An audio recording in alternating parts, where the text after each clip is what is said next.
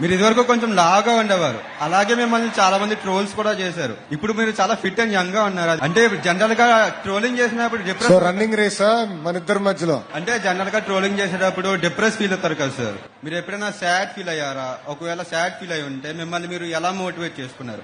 Life is a journey, it is not a destination. మీకేమవుతుందంటే అనేక సందర్భాల్లో మనం ఇబ్బందులు ఎదుర్కొంటాం.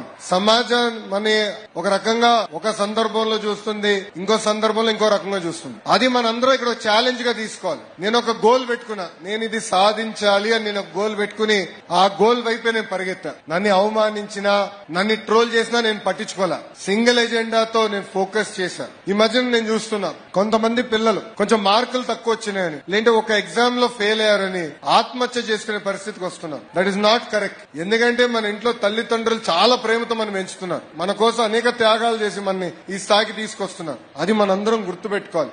జీవితంలో అనేక ఛాలెంజెస్ వస్తాయి, ఆ ఛాలెంజెస్ ఎదురుగించుకునే శక్తి కూడా దేవుడు మనకిస్తాడు. అది ఇక్కడున్నా మనందరం గుర్తుపెట్టుకోవాలి. So I always took those trolls as a challenge. I knew what I was. I knew I was capable. I knew I can achieve what I wanted to achieve. So నేను ఎప్పుడు భయపడలా.